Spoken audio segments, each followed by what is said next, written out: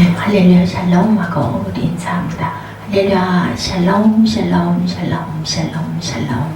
하나님 사랑합니다. 여러분 주 안에서 사랑합니다. 역대상 2장 1절에서 17절까지 합독했습니다.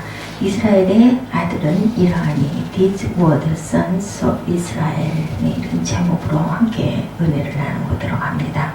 1장에서는 아담으로부터 시작해서 이스라엘까지 족보, 2장에서는 이스라엘에서 다윗까지 족보를 설명하고 있죠.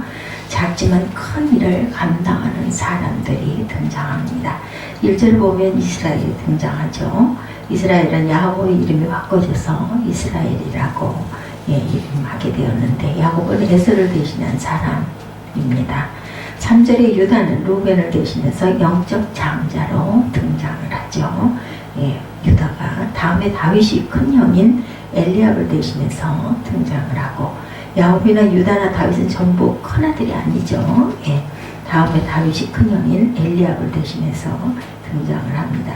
야곱이나 유다나 다윗은 8째, 4째, 그리고 둘째 아들, 이렇게 장자가 아닙니다. 이스라엘 시절의 장자는 아주 대단한 중요한 그러한 인물, 축복도 몇 갑절씩 받는 그러한 그 장자의 그 특권들이 많이 있던 그 시대에 둘째 아들, 그리고 넷째 아들, 다윗은 8째 아들. 그들이 부모님이 생각할 때 실상은 아무것도 아닌 사람들, 그러나 이 사람들이 구속사에 큰 몫을 감당하는 그런 인물들입니다. 우리도 아무것도 아니면 하나님 앞에 작지만 큰 일을 감당해서 하나님의 잊어버릴 수 없는 그러한 자녀들이 되었죠. 그러면 우리가 작지만 어떻게 큰 일을 감당해야 할 것인지 본문에서 한번 알아보도록 합니다. 우리가 작지만 어떻게 큰 일을 감당해야 할 걸까? 첫째는 세상적인 데서 영적인 데로 바꿔줘서 작지만 큰 일을 감당하죠. 1절 이스라엘은 야곱이 바꿔진 이름입니다. 야곱은 에서를 대신해서 부속사에 기록이 되어 있죠. 둘째 아들입니다. 에서는 장자의 명분을 경홀히 여겼어요. 별거 아니라 끝까지 모아 팥죽 한 그릇과 장자권을 바꿔버리죠. 에서는 원래 잘났고 사냥도 잘하고 아버지에게도 인정도 받고 아버지에게 그 고기를 많이 자숙해 해드린 그런 아들입니다. 아버지께서 기뻐했던 아들이죠. 그런데 에서는 장자로서 할 일을 하지 못했습니다. 세상적인 사람이었고 똑똑하고 잘났고 괜찮지만 영적인 대로 바꿔진 사람이 아니고 세상적으로 자기 잘난 데서만 살았던 그러기 때문에 너무 자신감이 충만했을까요? 그래서 장자권 끝까지 게 무슨 상관이나 배가 고파 죽겠는데 좋아, 내가 장자권 줄게, 농담처럼 그렇게 시작된 그 사건이 사실은 아주 중요한 실수를 범하죠. 야곱은 에서와 달랐습니다. 부족하고 아무것도 아니지만 항상 하나님을 먼저 의식하고 의지하며 살았던 그러한 아들이었죠. 그래서 하나님께서 훈련시키셔서 이스라엘로 만드십니다. 야곱은 자기를 위해 살았지만 이스라엘은 남에게 줄 수 있는 그런 사람이었습니다. 원래 야곱은 하란으로 도망가서 20년의 훈련을 받고 11명의 아들과 1명의 딸을 낳아서 20년 만에 고향 땅으로 돌아오는데, 약복감에서 혼자 남아 천사와 씨름하다가 에서의 문제를 해결받게 됩니다.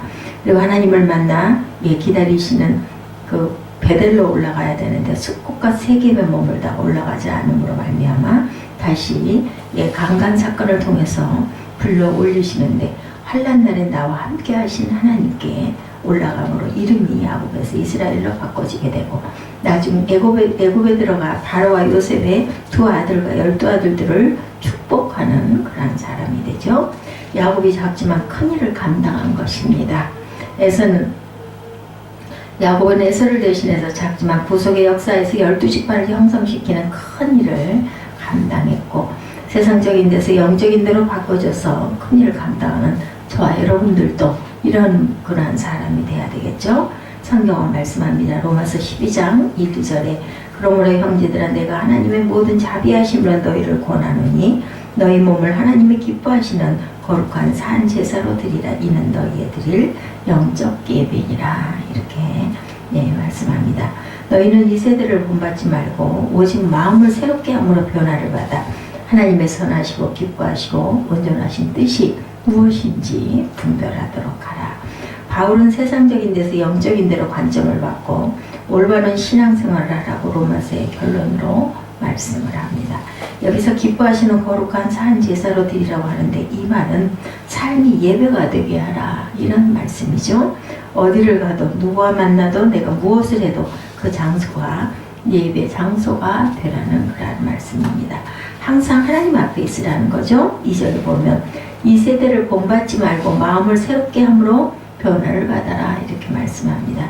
내 편에서 보는 눈을 상대편에서도 나를 보는 눈으로 내 편에서 하나님을 보는 눈에서 하나님 편에서 나를 보는 눈이 되라는 겁니다.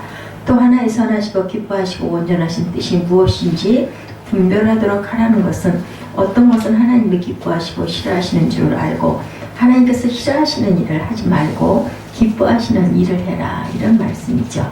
이렇게 바뀌어졌지만 작지만 큰 일을 감당하라는 말씀입니다. 우리도 로마서의 결론으로 말하고 있는 말씀대로 세상적인 데서 영적인 데로 바꿔져서 작지만 큰 일을 감당하는 저와 여러분들이 되시기 바랍니다. 나다나엘은 처음에 사도 빌립을 통해서 예수님을 만나죠. 그런데 나다나엘은 예수님을 만났을 때 나사렛에서 선한 것이 나겠어 라고 이야기했었습니다. 즉 예수님은 아무것도 아닌 것으로 이야기를 했던 사람. 근데 빌립이 와보라고 해서 예수님을 만납니다. 그때 예수께서 빌립이 너를 부르기 전 무화과나무 아래서 내가 너를 보았다 이렇게 말씀하십니다. 그리고 이보다 더 큰 일도 볼 것이다 이렇게 말씀하시자 깜짝 놀라죠. 나다나엘이. 또 하늘이 열리고 하나님의 사자들이 인자 위에 오르락 내리락 하는 것을 볼 것이다 이렇게 말씀합니다. 완전히 나다나엘은 거기서 충격을 받죠. 세상적인 관점을 가지고 있다가 영적인 관점으로 바뀌어져서 사도가 되어 작지만 큰 일을 감당한 나다나엘. 우리도 나다나엘과 같은 세상적인 그런 곳에 있었다면 영적인 눈으로 바뀌어져서 작지만 큰 일을 감당하는 그러한 삶이 되어져야 되겠습니다.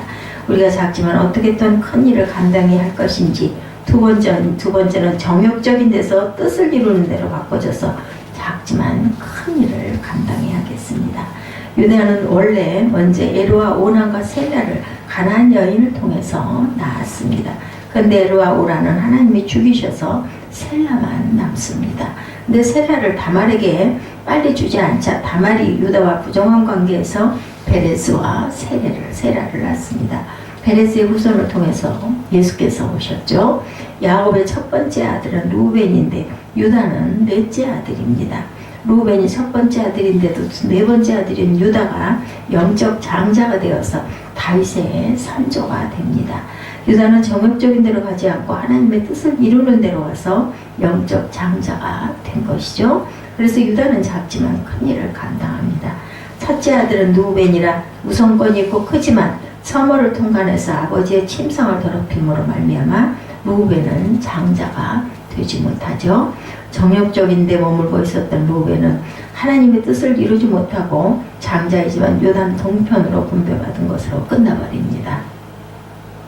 그러나 유다는 네 번째 아들로 아무것도 아니지만 요단 서편에서도 가장 중심지를 분배받고 정욕적인 데서 하나님의 뜻을 이루는 대로 바꿔짐으로 말미암아 영적 장자가 돼서 다윗이 오른데 귀하게 쓰임받는 사람이 되죠.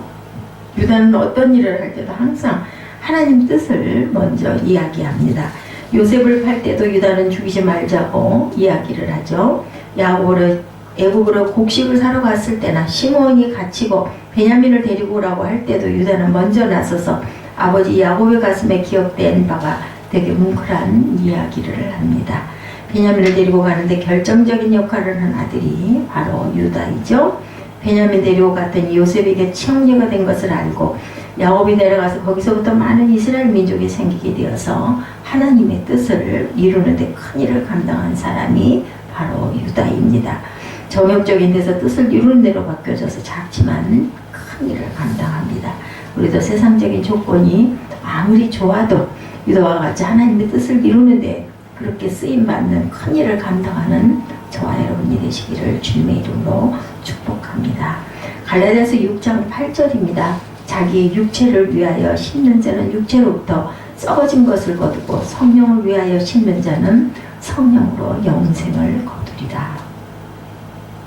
바울은 육체를 위해 심는 자는 썩어진 것을 거두고 성령을 위해 심는 자는 영생을 거둔다, 이렇게 이야기하죠. 우리도 육체를 위해서 심는 자가 아니라 성령을 위해서 정욕적인 데서 하나님의 뜻을 이루는 대로 바뀌어져서 작지만 큰 일을 감당하는 저와 여러분이 되시기를 주님의 이름으로 축복합니다. 오네시모는 빌레몬의 종이었습니다. 빌레몬의 입에서 골로새 교회가 시작되었죠. 오네시모는 자기 주인인 빌레몬의 것이 무엇인가 훔쳐서 도망을 갔습니다. 그런데 바울이 로마 감옥에서 오네시모를 만납니다.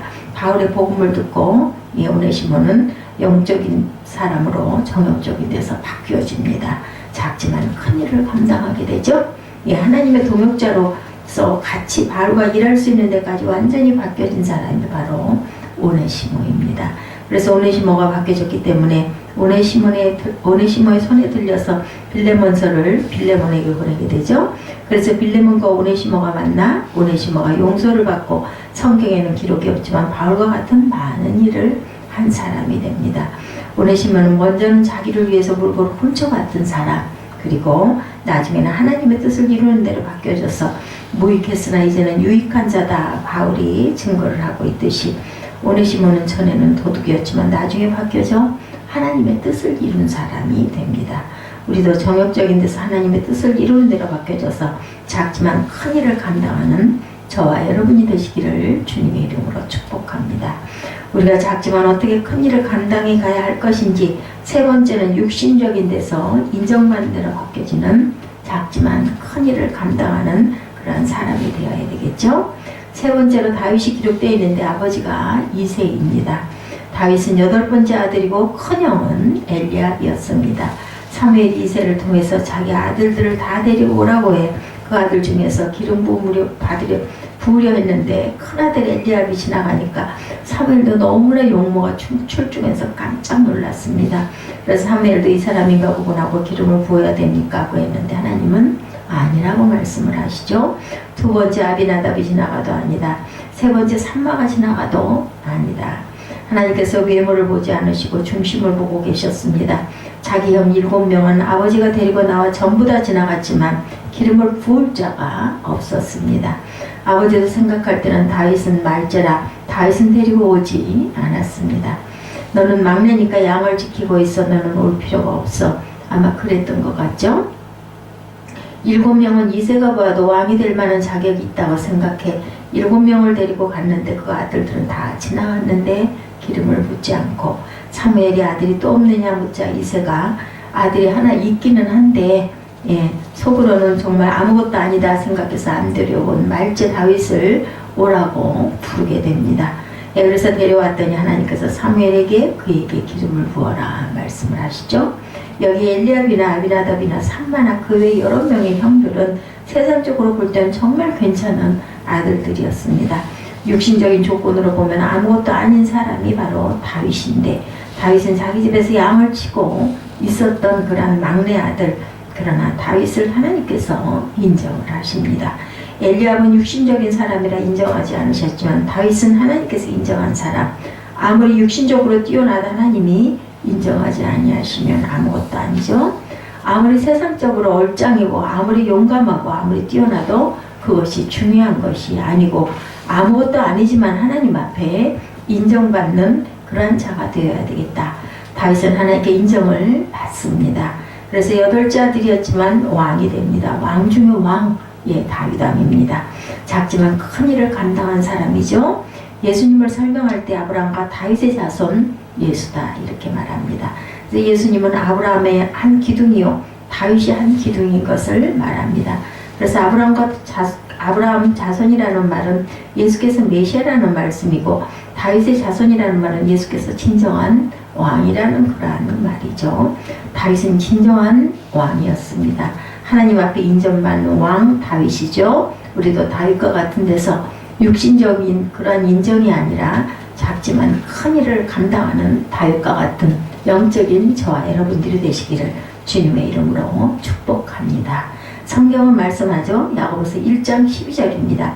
시험을 참는 자는 복이 있도다. 이것이 옳다 인정하심을 받은 후에 주께서 자기를 사랑하는 자들에게 약속하신 생명의 면류관을 얻을 것임이니라. 야고보는 시험을 참는 자가 복이 있다. 시험을 참아서 인정받으면 약속하신 면류관을 주실 것이다 라고 말씀하죠.